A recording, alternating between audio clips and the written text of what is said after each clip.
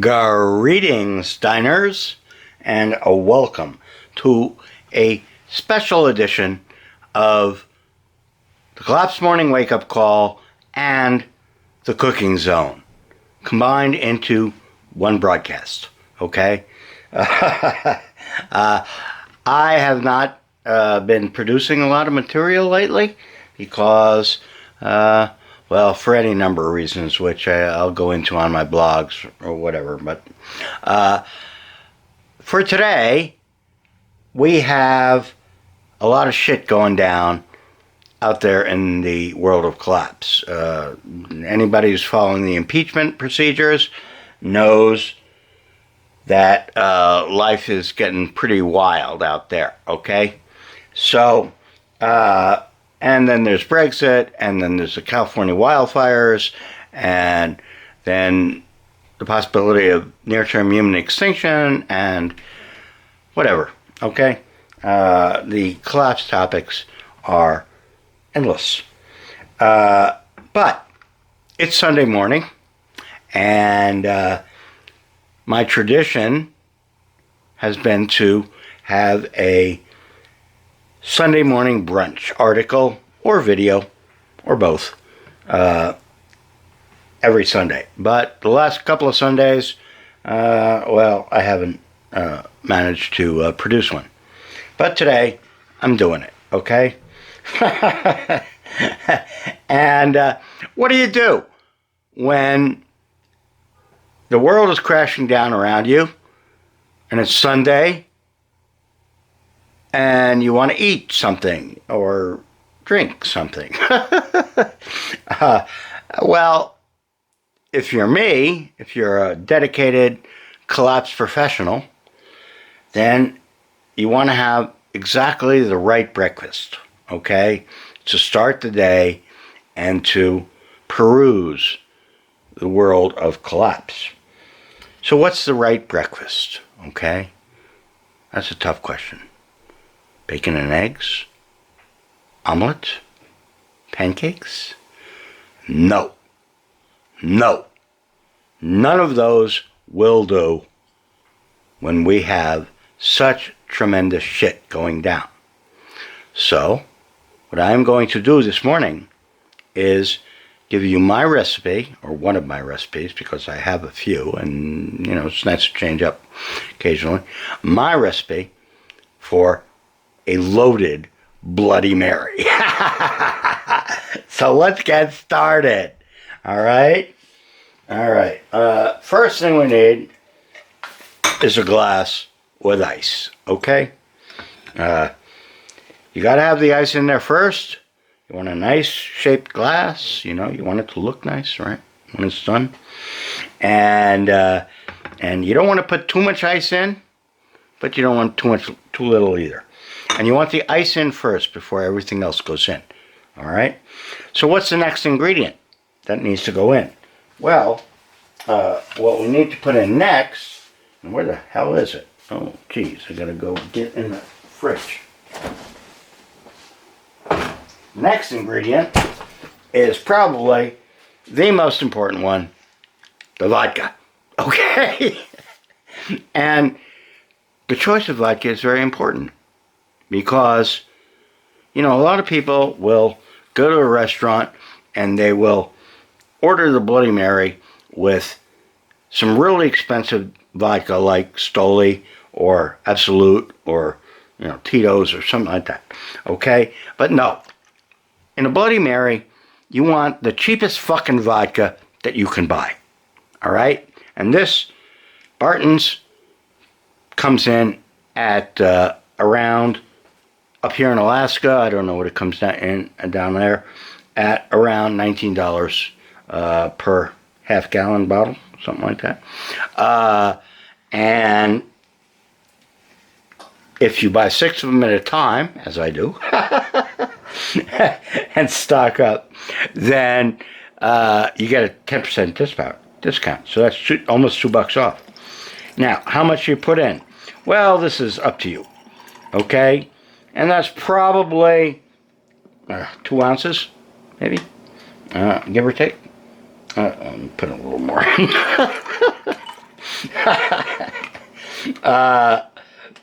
Give or take. You make it as strong as you want. You don't want to get too wasted too early in the morning, right? Okay. All right. So that's, the booze. Then the next main ingredient for a Bloody Mary is, of course, the tomato juice. Okay. And here's a Campbell's. Okay. Campbell's tomato juice. All right. And, but alternatively, you can use V8. And it depends on your mood. They both work. Okay. For this morning, I'm going to use tomato juice. All right. And now, why do I use these little cans instead of a big bottle, which in volume comes in cheaper? Because if you buy the big bottles, by the time you get through half of it, it starts to thicken up and it becomes like mud. Okay? So, even though these little cans are not as cheap by the by volume, they're better for making Bloody Marys, because you get the right consistency, And then, how much you put in and what your ratio is of tomato juice or V8 to your vodka is, it varies, okay? That's all. Everything with a Bloody Mary is according to taste, all right? So I will not give you specific numbers on how much of this or how much of that you need to put in. You got to decide for yourself. But the main ingredients are all well known. All right. And now, the next main ingredient is Worcestershire sauce in general. Okay. That's Lee and Perrins. All right. The most famous one. And you'll notice it's closed. The paper wrapping is still on it. And that's because I'm not going to use it. Okay. I'll use this for something else later. I do have generic Worcestershire sauce also, okay? And this stuff makes it taste almost the same. It's like buying cheap vodka, okay? When you're putting all this different stuff into your Bloody Mary, there's so many tastes that it almost doesn't matter what you use. And this is, I wouldn't be surprised if it came out of the same factory that the Lee and Perrins came out of. Just stuffed in a different bottle, okay? But I'm not going to use that either. So that's your main other liquid that usually is put in to a Bloody Mary, and then usually you add some salt, some pepper, but trust me, there's enough salt in the tomato juice and the Worcestershire sauce. You do not need to add salt, okay? And you do not need to put salt around the rim either. At least I don't. That is just overkill. So stay away from adding any more salt to the liquid. And then usually you want to add fresh ground pepper, okay? But I'm not going to do that either. Why not? Why am I not going to add all this stuff? Well, the reason is because on the marketplace there is a really good Bloody Mary seasoning, Dimitri's, okay? And thank you to Dimitri for sponsoring this broadcast. And it has in it the Worcestershire sauce, the pepper, and some hot sauce and stuff like that. So it's an all-in-one, and it's very easy to spice up and make your Bloody Mary with this. All you got to do is do a couple of squirts. Boom. Well, one more. Okay? And it's mostly done. All right? And that Dimitri's sauce, I will say, is expensive, relatively speaking. I mean, if you do Worcestershire pepper yourself, you're going to save a decent amount. But a bottle like that makes a lot of Bloody Marys, so it's not a big fucking deal. Okay, so now we've got our general mixture, but there are some special items that I like to add that make my Bloody Marys a little bit more special and more nutritious than your average Bloody Mary. And see if I can get this motherfucker open. And one of them is beef broth, okay?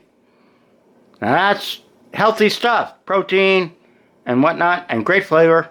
And you can make your own beef broth, which is even better, but you know, boil some bones. But it's just easy to get it out of these containers, okay? So we'll add a little beef broth. Okay, that's enough. Not too much, okay? All right. And then it's time to get a taste test. All right. So we'll stir a little bit. And now, taste. Yeah, it's pretty good. The level of Worcestershire is good, but it's not hot enough for me in this case. So we're going to go with some hot sauce from hell. You know, this is the week from hell and the month from hell, and we are well on our way down the Collapse Highway, so we got to really spice it up. All right, so we're going to add some hot sauce from hell. And you can add whatever kind of hot sauce you like, or you don't have to add it at all if you don't want to. All right, that's pretty good, I think. We'll find out later. All right, so the hot sauce now in there, and I think, you know, that's basically it for today as far as liquids are concerned. I could put more in there, but I'm not gonna. All right, now the next step in making your perfect Bloody Mary is your what you're gonna load it with. Okay, you know, just a drink is not enough, and so there's all sorts of stuff that you can put in, and I'm gonna put in some stuff today, and I'm gonna make a special skewer that'll go on this one for today in celebration of the impeachment proceedings. But first, let's just go over what's normal, okay? Now, normally you have olives in there, okay? You know, like those. Now, these are big olives, queen olives with garlic stuffed in them, and they're very good, okay? But I probably won't use these today. And then you can use cheese. Cheese also very good, okay? And this one from Yancey's, and thank you Yancey for sponsoring this show. This one from Yancey is a very good one with some wasabi in it. And speaking of wasabi, adding to your mixture is good to have some fresh wasabi. Make it up yourself from powder, okay? Do not buy the tubed wasabi. All right, so let's add a little wasabi to this. Now, wasabi is Japanese style horseradish, and it also will add up or add into the spice. Okay, and don't put too much. Okay, that's enough on this chopstick. All right. Ooh, stinks like horseradish. Okay. So we got wasabi in there now too. Okay, good. And now, next up is the skewers. Okay. Oh, and one more thing that I can put on the skewers, and I will today, oysters. Okay, smoked oysters. Oh, very good on a skewer. Okay. So we're gonna have some of that with our Bloody Mary. All right, I'm gonna take a break while I make up the skewers, and I'll be back in about 2 seconds your time, and about 5 minutes my time. Okay, here we go. This is the Bloody Mary, loaded Bloody Mary. Can I get my hand in there? I need the talking hand. For today. To celebrate a month-long insanity between Brexit and impeachment and all the rest. And the wildfires. There's just been too much going on. And you can't do a Bloody Mary, a loaded Bloody Mary, without olives. So we got olives on this skewer. Okay. And then this is my special skewer for the day. Let me see if I can pull it out of here so you guys could see it better. Okay. That's my Donald Trump skewer. Notice the orange hair? Okay. And the egg-shaped body? That's my Donald Trump skewer. All right. And that provides me with plenty of nourishment, and so I will eat Trump. I will eat his ass today. And then down there in the Bloody Mary, over here, that is an avocado, okay? Or avocado heart. That is in there. And does not look delicious. And with all this stuff, you want to, dip it in the Bloody Mary, you want to sip the Bloody Mary, and that is the meal experience of eating or drinking or whatever you want to call what you're doing with it, a Bloody Mary. So we will now go over to the computer. Let's see if I can get this camera repositioned a little bit so you guys can see it better. And we will look at the news from today. Or not today, but this whole week. And enjoy ourselves. If you can, have a morbid sense of humor. All right? I'll be back in a little bit.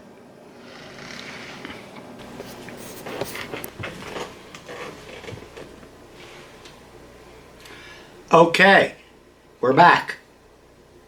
And it's time to consume the Bloody Mary and to look at the events of the last week, month, couple of months really, that things have been going to shit in a big hurry. So we'll get started on that in about a minute. But first, to go with the Bloody Mary, I need to have a smoke. Okay? So I'm going to roll one up. And it's not exactly rolling. I'm actually using an electric deal with tubes that are already made to make my cigarette.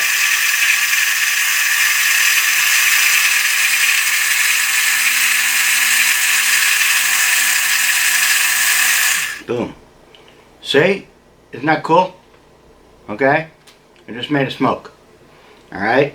And these guys, if I roll myself like this, it costs about 10 cents on the dollar.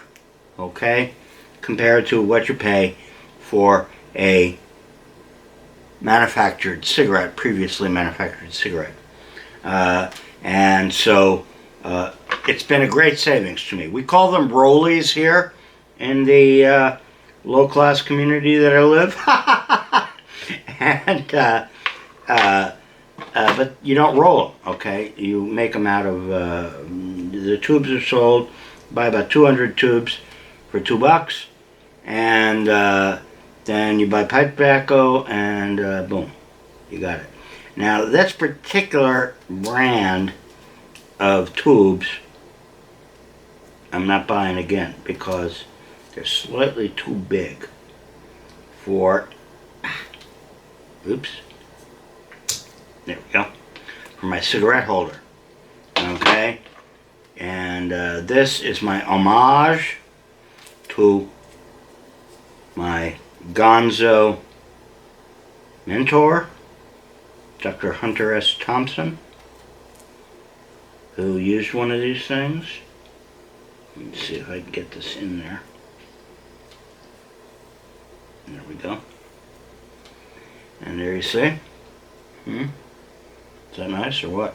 Right? And it'll light up.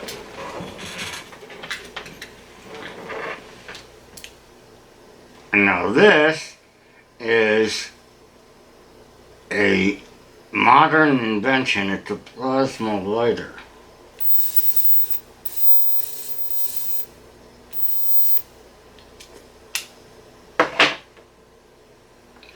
Recharges off your USB. Okay. Alright. So what's going on out there?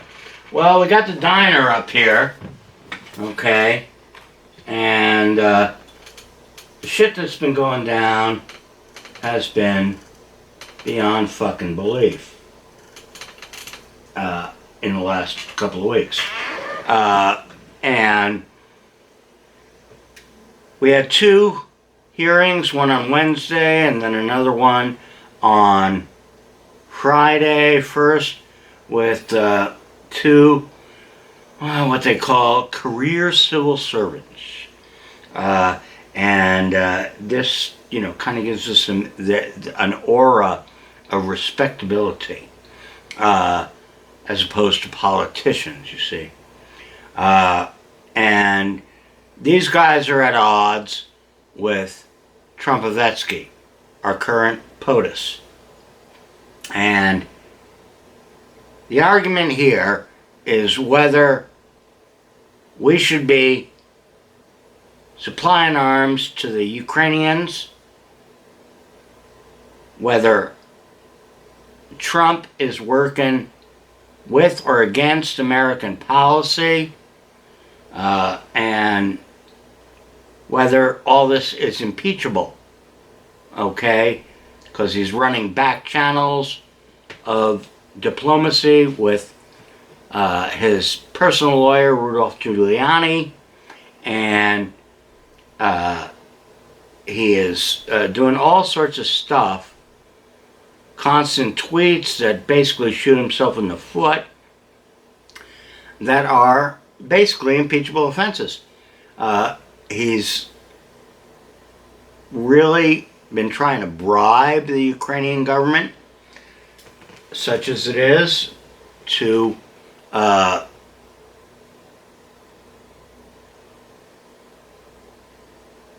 do the bidding of his administration, which is at odds, coincidentally, or whatnot, with the agenda of the military establishment in this country.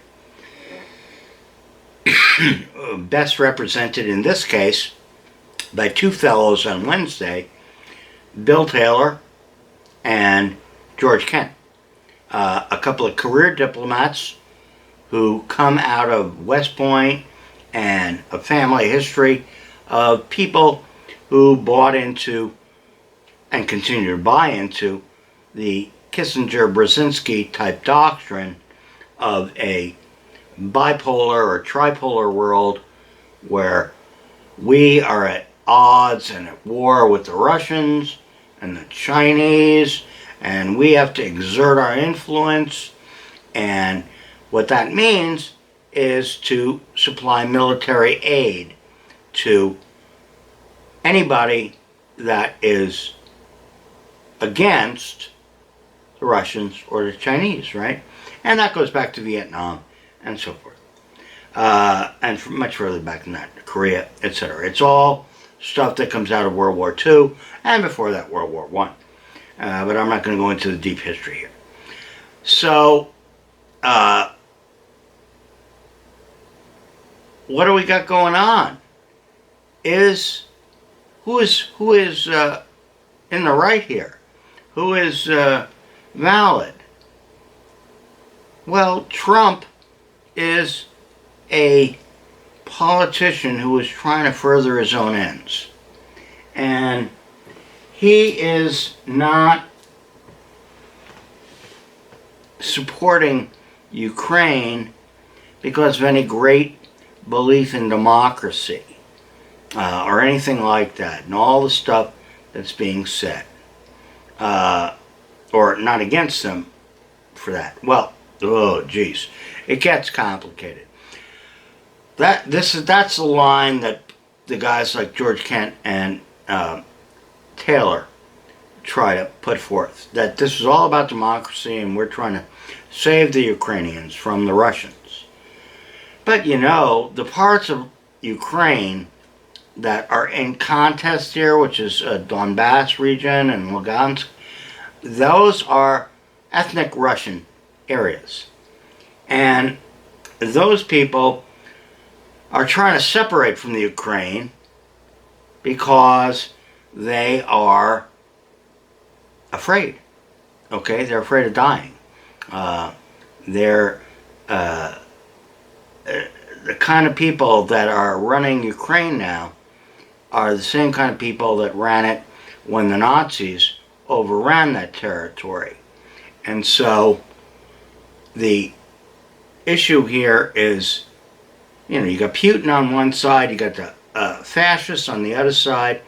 Where do you, as a citizen of this area or a resident, because you're not really a citizen of anything, your area of your world, your spot, is in contest between a couple of big powers, basically NATO and the United States backing that up on one side and the Ruskies on the other side.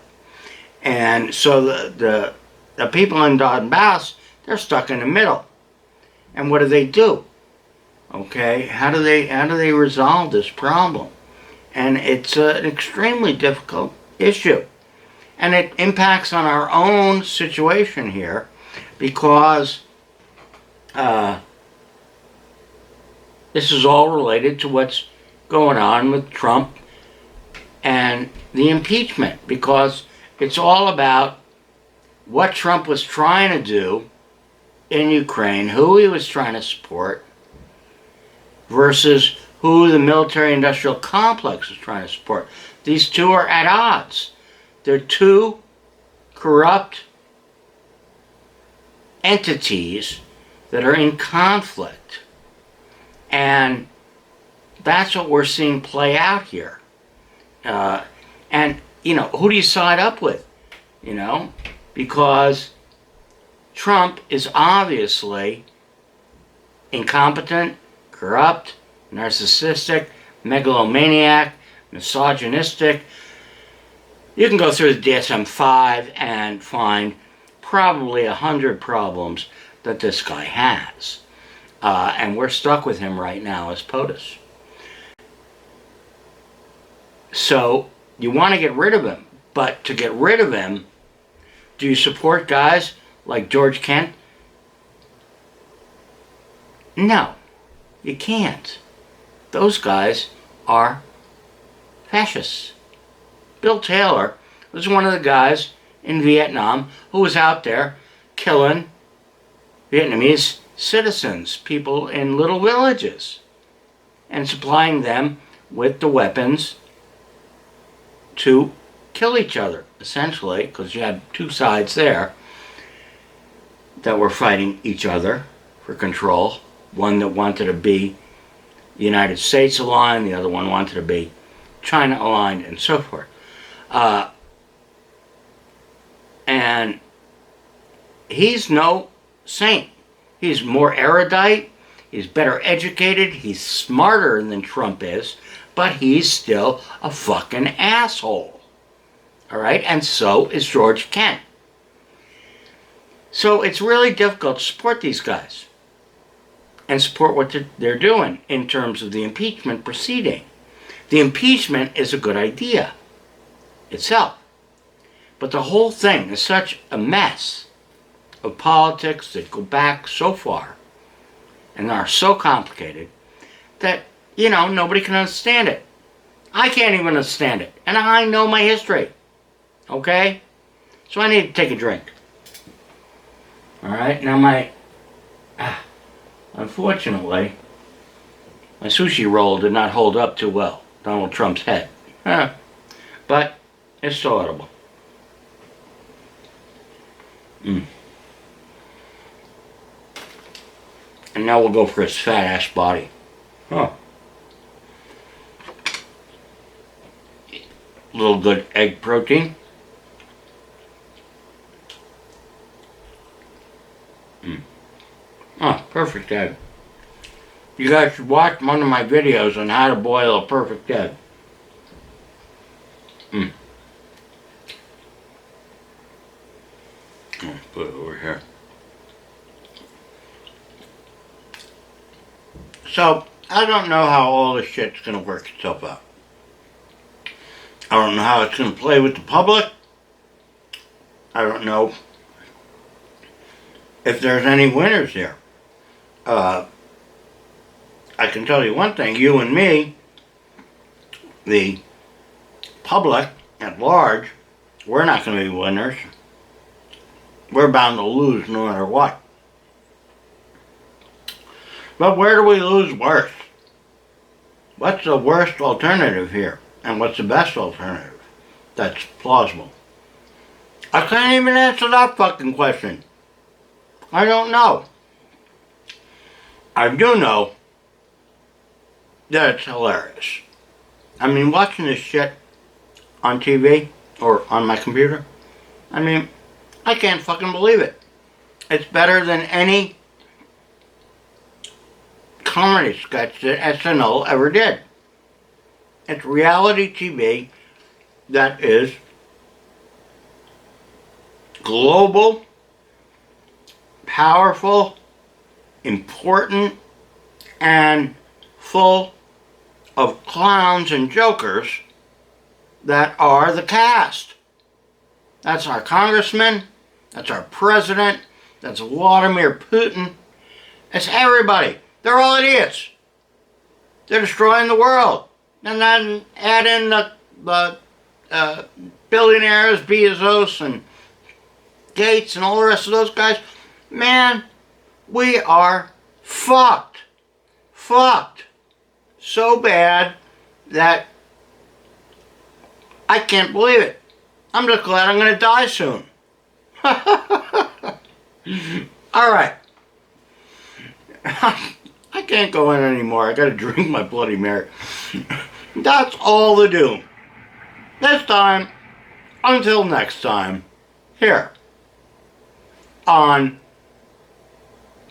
the Cooking Zone and the collapsed morning wake-up call of the Doomstead Diner.